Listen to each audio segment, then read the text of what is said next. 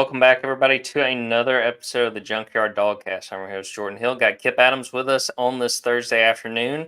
We are back to the 2 episodes a week as we continue the countdown to the start of the football season, which will be here before you know it. But a lot to get into with this episode. We're going to talk a little bit about what we got to hear on Thursday. We had a chance to meet with offensive coordinator Mike Bobo and assistant head coach / tight ends coach Todd Hartley.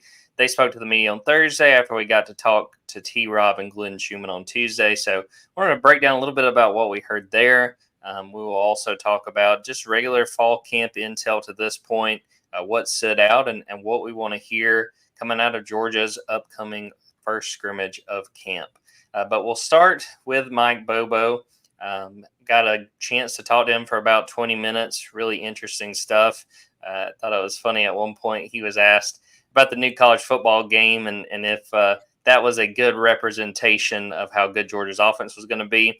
He acknowledged that his sons are playing it. He's seen it, and it's pretty cool, but he's a Tecmo Bowl guy. Kipp, I don't know if you've got a favorite team, but he said he liked rolling with the Houston Oilers. So that made a lot of sense to me with Warren Moon and some of the weapons he had on that one. Yeah, I mean, those guys were overpowered back in the game. I mean, it was tough not to play with the 49ers, just being able to have that Montana to Rice connection. And then anytime, obviously, you saw someone playing with the Giants or the Raiders, you knew that the two of the most overpowered players in the game were going to be on the field. I mean, everyone's seen just the fact that with Bo Jackson, you could just run around in circles all day and no one can ever catch you. So you definitely had to, I guess, game plan in the Tecmo Bowl sense against those guys, but I just felt the 49ers team was the most well-rounded during that game's era. So I loaded up some clips to play for you guys. Some of the things that I thought stood out from what both Mike Bobo and what Todd Hartley had to share on Thursday. We're going to start with Mike, and this was a question I asked. Just basically, what has stood out as far as what's been different with Carson Beck during fall camp this year compared to last year when obviously he had not made his first career start? That was a really interesting question here, or an interesting answer. Here's what Mike had to say.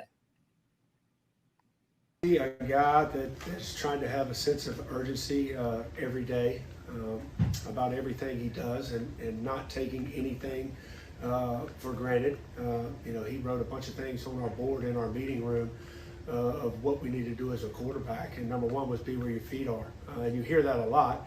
But here's a guy that, had a good season, his first season, and there's a lot of noise outside, this building, about the future. But he can't control that. What he can control is, being where his feet are every day. And in the meeting that we're going to go to here in less than an hour, it's going to be an install, but it's not going to be a new install for him. It's going to be a lot of things that he's heard over the 4 to 5 years that he's been here, but he's going to be locked in, being where his feet are, paying attention. There might be one little nugget today that is a little bit different than last year, something that's going to help him be better at whatever play we're installing. So I think he's got a really, really good mindset of focusing every day and controlling what he can control and getting better. Because last year's last year, tomorrow's tomorrow.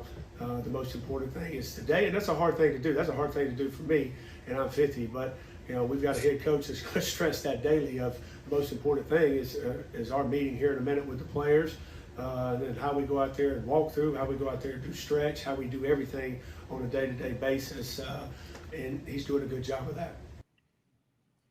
To jump into that, I thought that was great perspective. And Mike spoke further on in that interview. I would encourage folks to go to Dogs 24/7 and listen to the entire interview just because he shared a lot of really good stuff when it comes to Carson.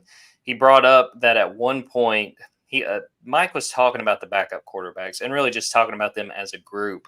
And he said that during one of the meetings that Carson Beck basically told them, guys, you got to prepare like you're getting ready to play Clemson.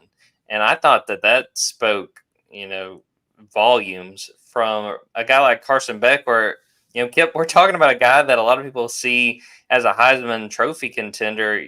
It would be totally understandable if he's not really paying any attention to those backups and saying, I need to focus on myself.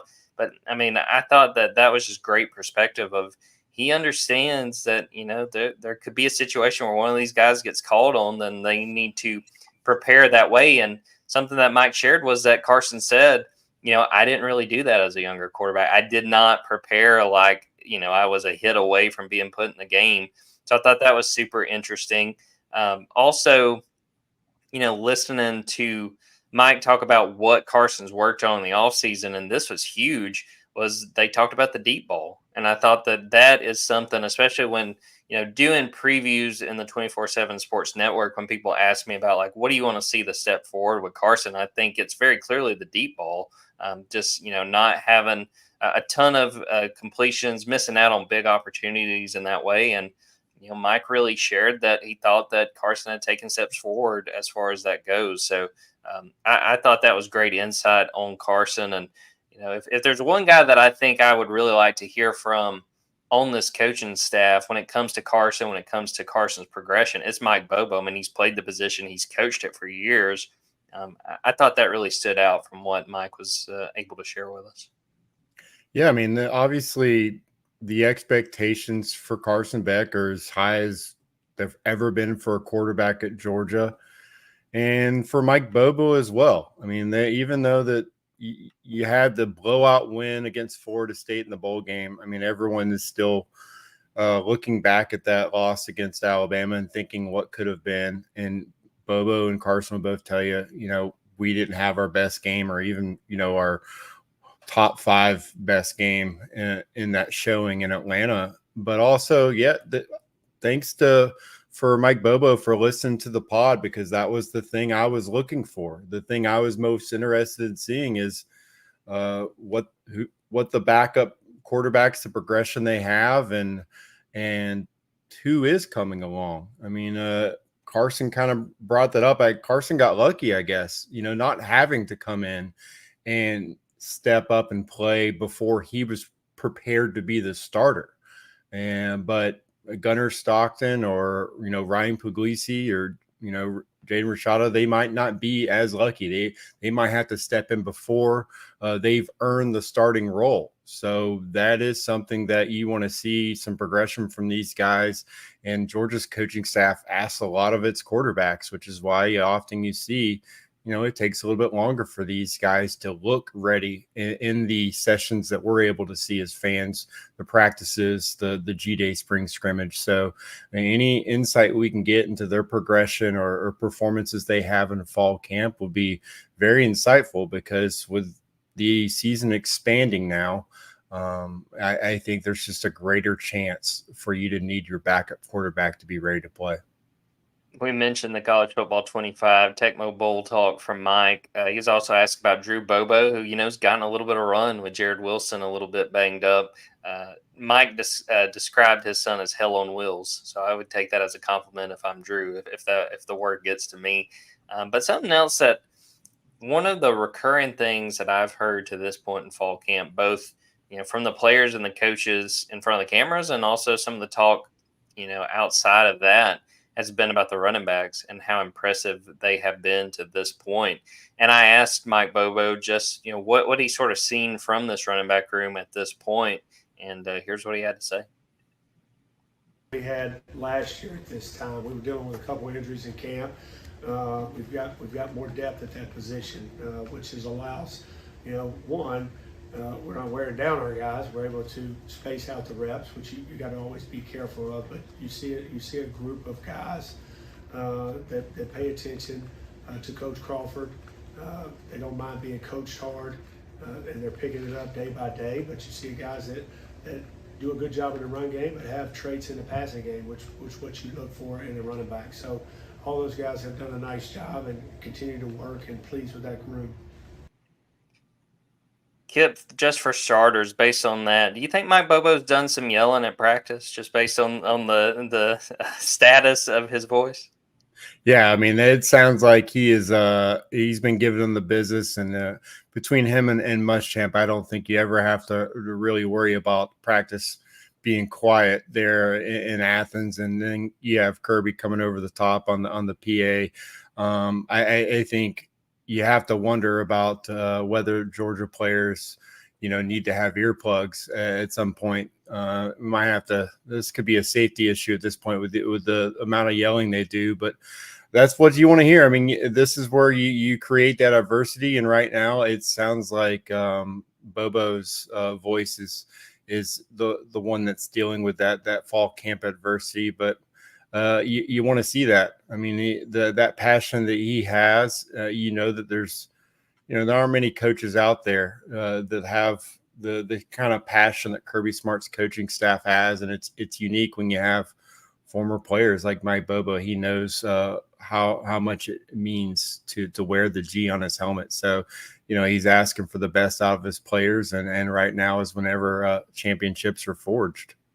Yeah, I don't know if the coaches can get NIL deals, but Hall's throat lozenges, you might want to look into that. I feel like there's a grand opportunity there. But I wanted to talk about the running backs. And, I think it's kind of easy to forget that they were in a pretty rough spot in fall camp last year.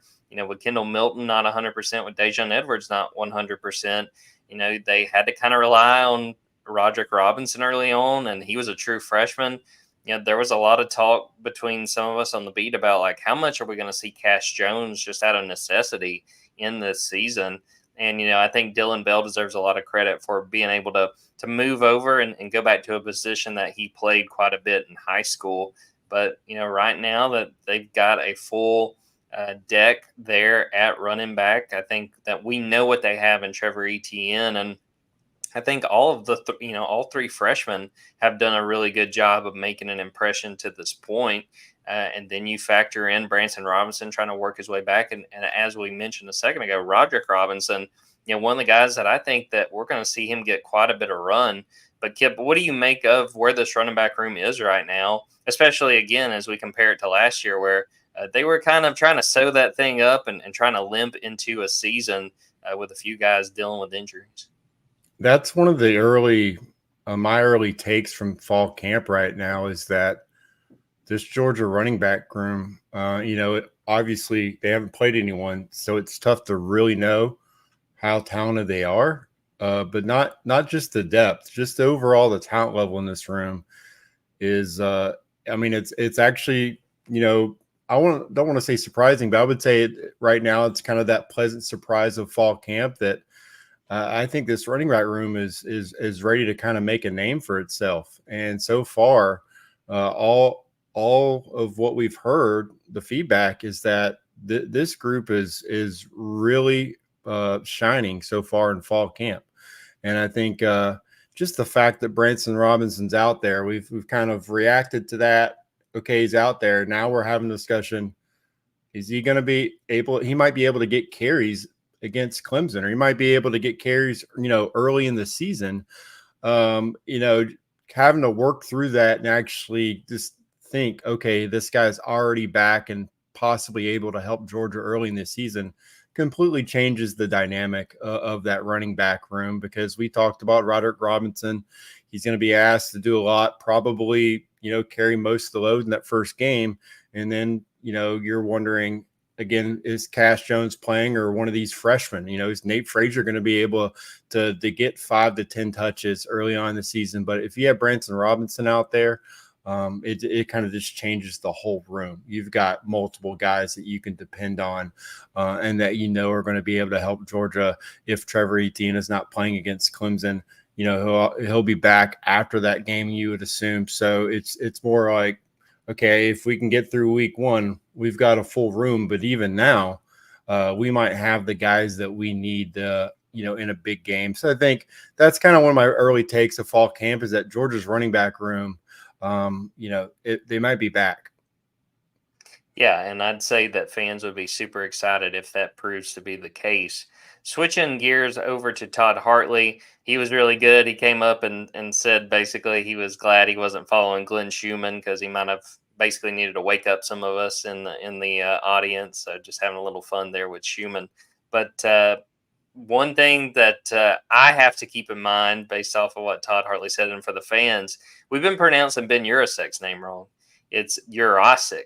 So that is going to be an adjustment, and definitely the first time, Kipp, that we've gotten a name wrong. We were batting 1,000 before that, so that was definitely something to know. But trying to think of some of the other stuff that stood out to me about Todd Hartley, had a lot of praise for Quintavious Johnson, the freshman outside linebacker. He said, when he was in high school, he played a lot of quarterback, and he said, sometimes when we find tight ends, that's where they play. So he said, I knew Chidera was looking at him as an outside linebacker, but I'm over here holding my hand up like, hey, we'll take him, and put him at tight end. But, he said that he thought he had done such a good job to this point in adjusting and getting his feet under him. And, I think that's huge, especially because, Quintavious had played a lot of quarterback like Todd had hit on. And, this is a big adjustment, especially trying to learn a Georgia defense. But I wanted to play a few clips from what Todd had to say. And this first one, I think if you're a Georgia fan, this should fire you up. Brooks Austin asked him just about the energy that anytime we interact with Todd, anytime he's at the podium, he's fired up and he's not just kind of going through the motions. He was asked just, where that comes from and how he's able to maintain that pretty much every day. Expectation, Brooks, that you bring it, all right, that comes from the head coach. And so I don't want to disappoint. And so first off is I do it because the expectation around here is you got to be the best coach at your position in the country. And if you're not having juice or you're not having fun doing it, how can you be that way, right?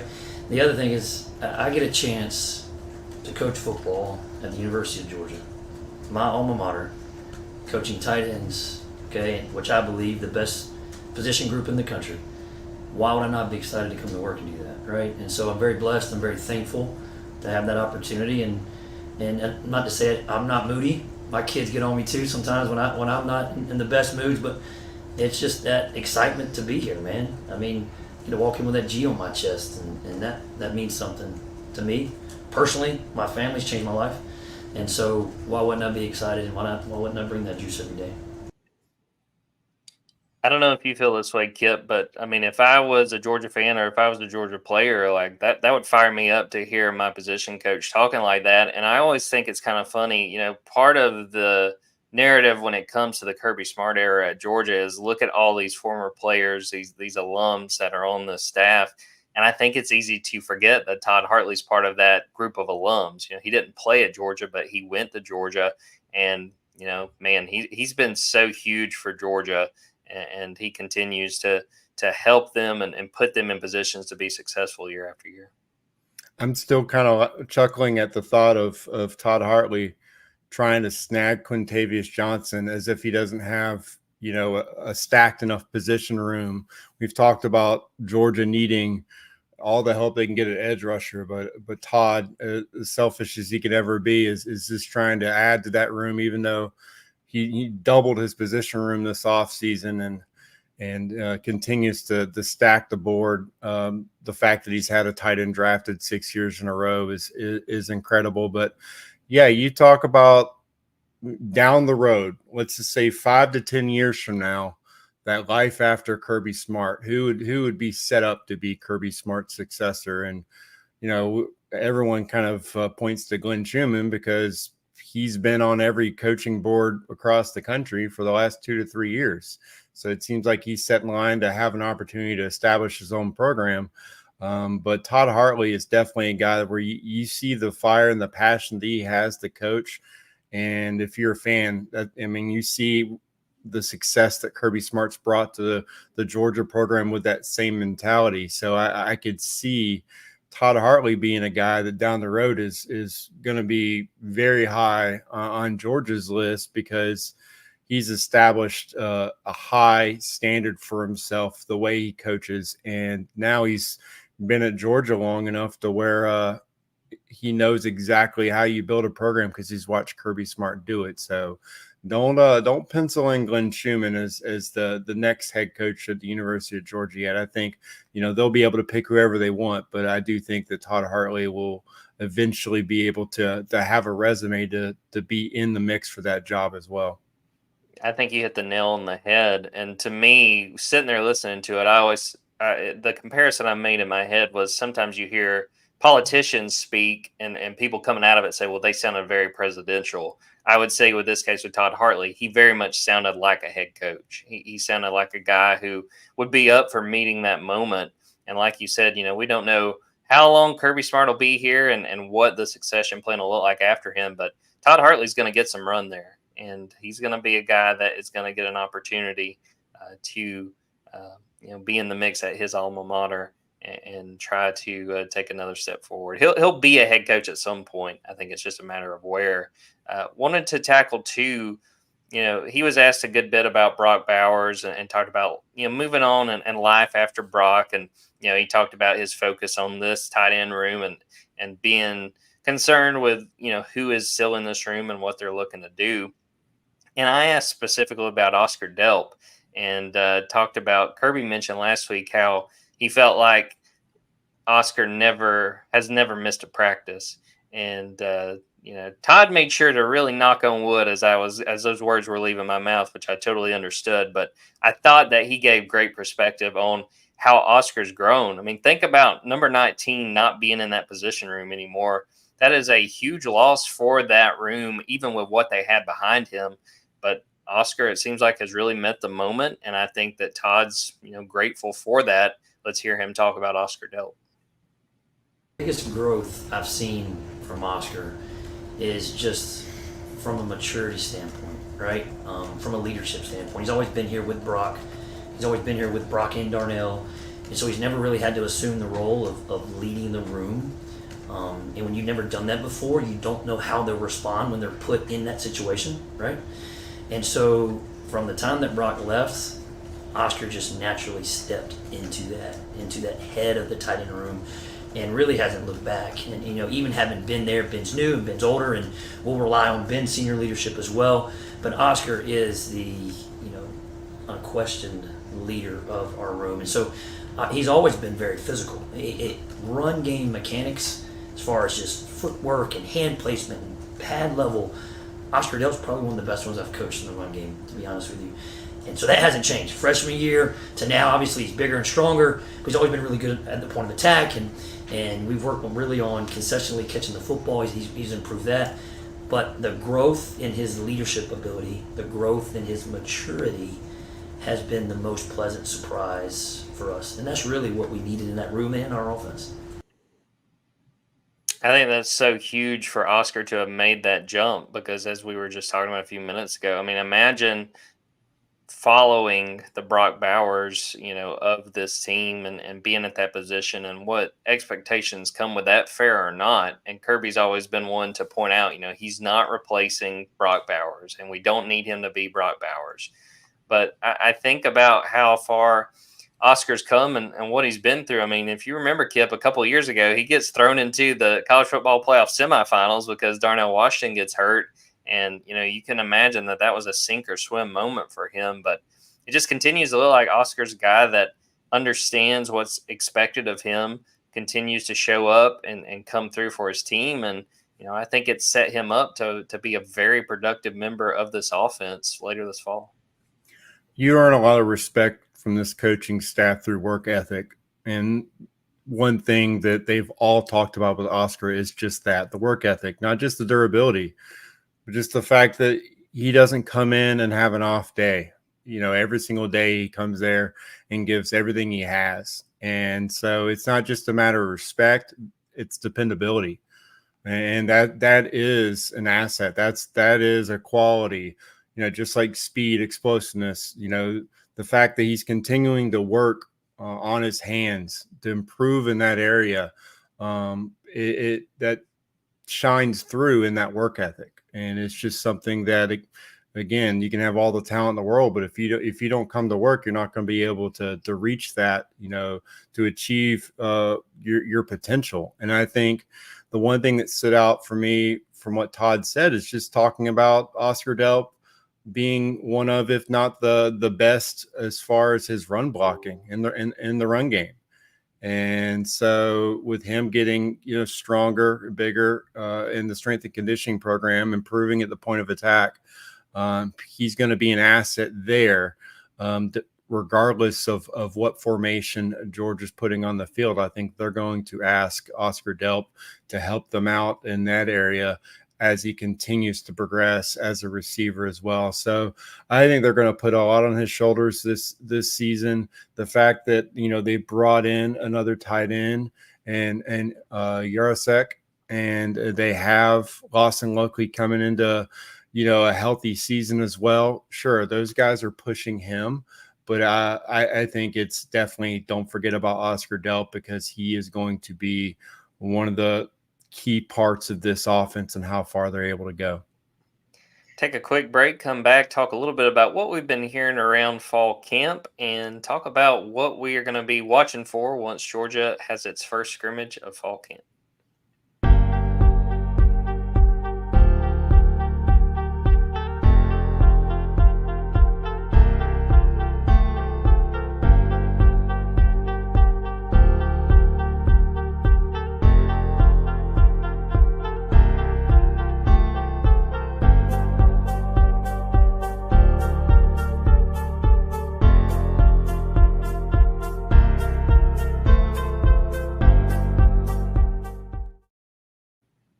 Kipp, one of the best parts of fall camp, and definitely why everyone watching and listening needs to subscribe to Dogs 24/7, is the intel we get behind the scenes about what's going on, what we're hearing.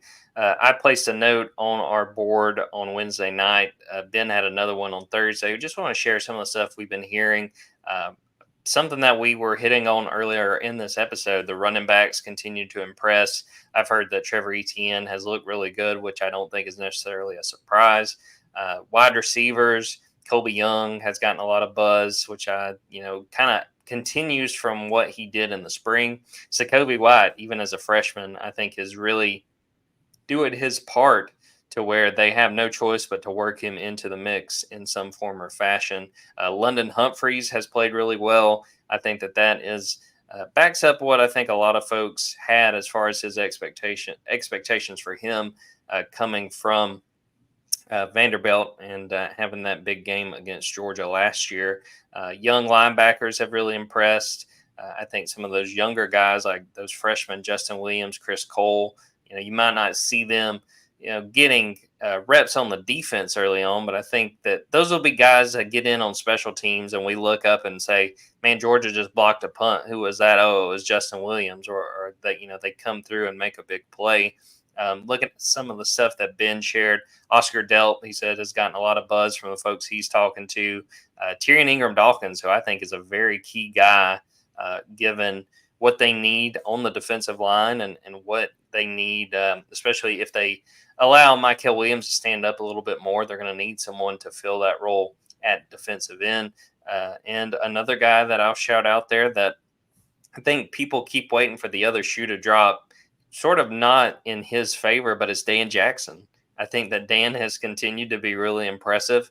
I think that, it was easy to say, okay, KJ Bolden's just going to walk in here and win this job. And I do think KJ's been impressive, but I think Dan Jackson is doing what he can to show that he's up for starting, that he's a guy that they have trusted for quite some time. Even last year when he was not starting, he's out there in their dime packages.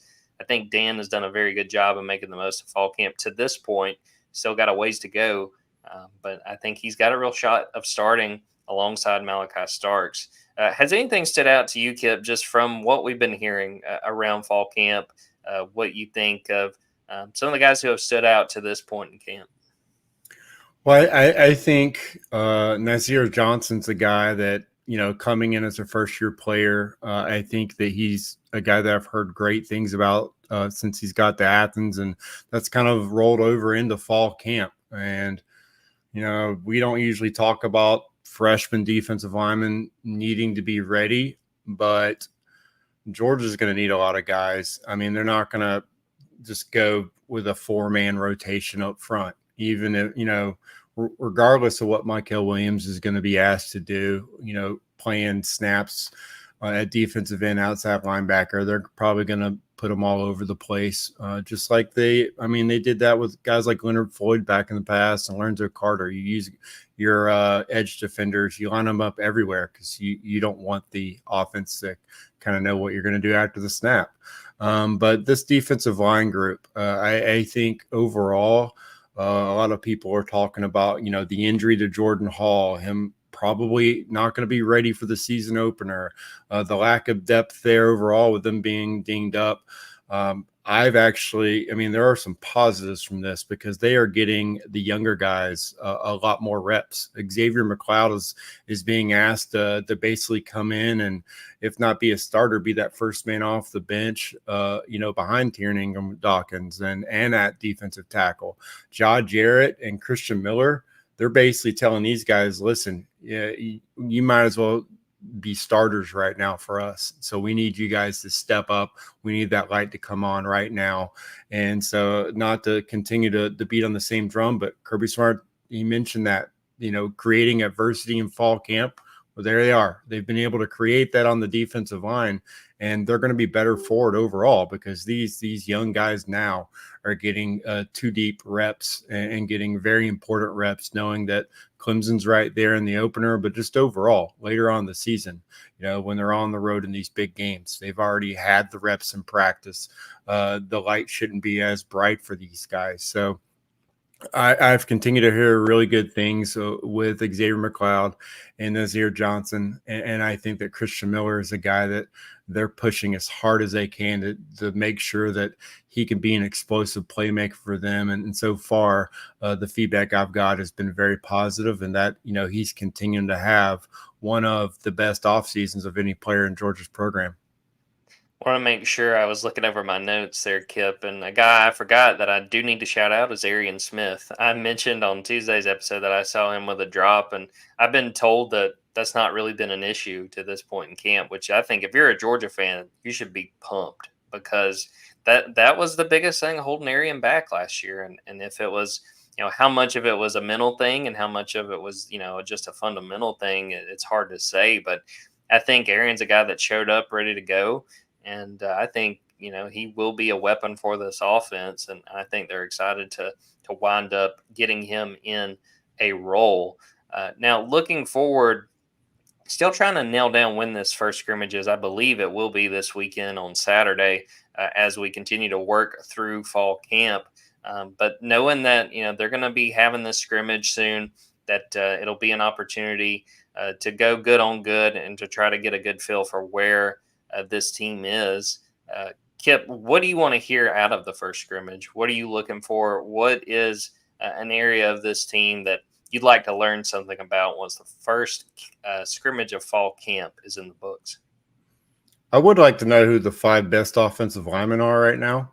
I know that, they've been holding Jared Wilson out. And for everything I said about the running back room, I kind of feel the opposite right now about the center position. Georgia has been completely spoiled at this position really over the last decade. Since Boss Andrews was playing, they have had, consistent center play, every season. It's been pretty stellar. And so Jared's coming off a promising snaps late in the season. But if he's not able to go, are you putting Tate Ratledge in at center?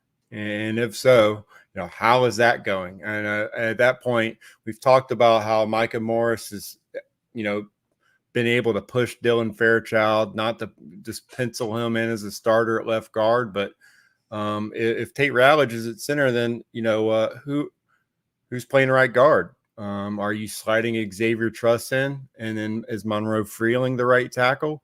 Is Micah Morris plugging in the right guard? I want to know who they consider to be their 5 best guys that they can put on the field if a game were being played this weekend. Because while I think, Jared should be fine, and the way that, Bobo talked about him today seemed like, they're just being extra careful. Still, we were talking about a guy that has not played a lot of football and, is banged up. And so you don't have a lot of snapping experience right now on your team. And so that is something where I'd like to find out this weekend, what that lineup looks like for Georgia's offensive line and how those snaps are going for Carson Beck and Georgia's quarterbacks, because now that is I think my key right now to the offense right now, because I feel pretty comfortable with everything else Georgia has on offense to be able to put up a lot of points. But you got to have good snaps. We've seen the damage that can do for an offense. Yeah, Jared Wilson being out.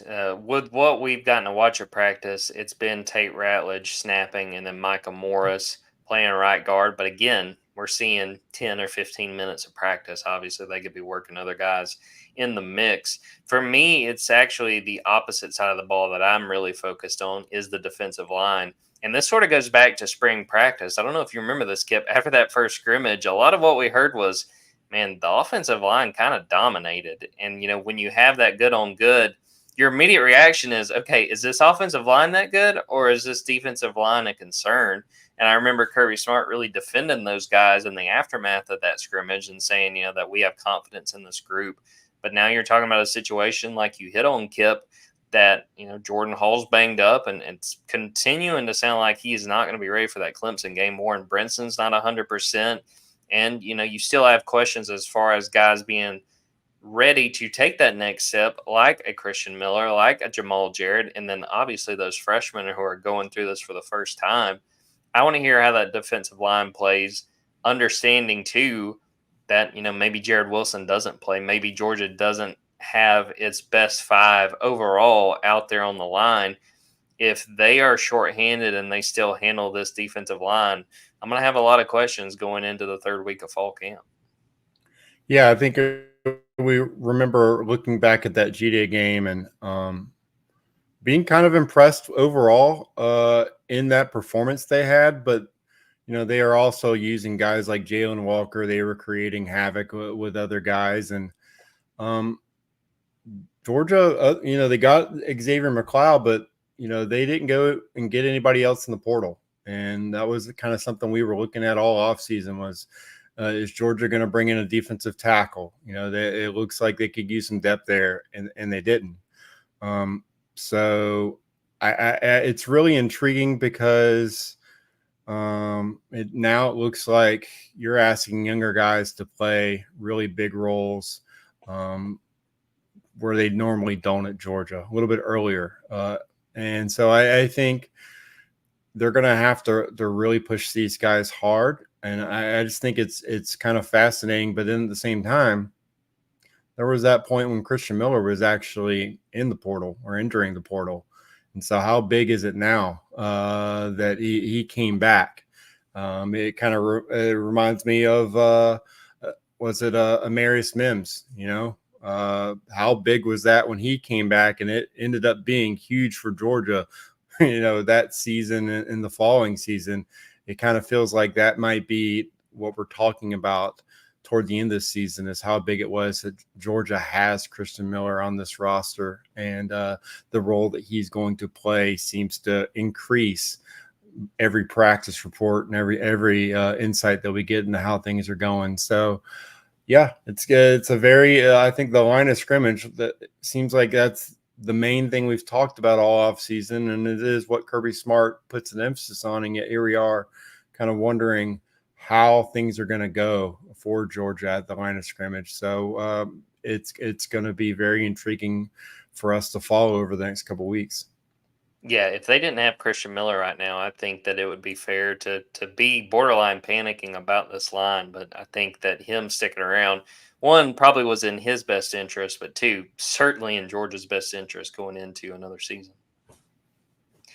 All right. I would make sure and tell everybody to stay tuned over these next few days. We will have more intel coming out of what happens this weekend. And I would also make sure and tell people to stay tuned on Saturday. I believe it's around 2 o'clock. Jonte Gilbert, a cornerback, is going to be announcing his commitment. We'll see if he picks Georgia. I believe NC State and Georgia Tech are also options for him there. Make sure to go to Dogs 24/7 and subscribe. Go to the YouTube page. We've got all these interviews up on there. We've got all these podcast episodes, and we will continue to churn them out as we're back to a week as we go through fall camp, getting ready for the season. And we'll have another one on Tuesday, probably after we've talked to Kirby Smart and a few players, and hopefully, we don't know it yet, but hopefully we'll have seen some more practice. Also, go check us out on TikTok, Dogs 24/7. A lot of good content there as we continue the countdown to the start of another season. So we are going to wrap it up right there for Kipp Adams and Jordan Hill. For Kipp Adams, I'm Jordan Hill. Until next time, take care, everybody.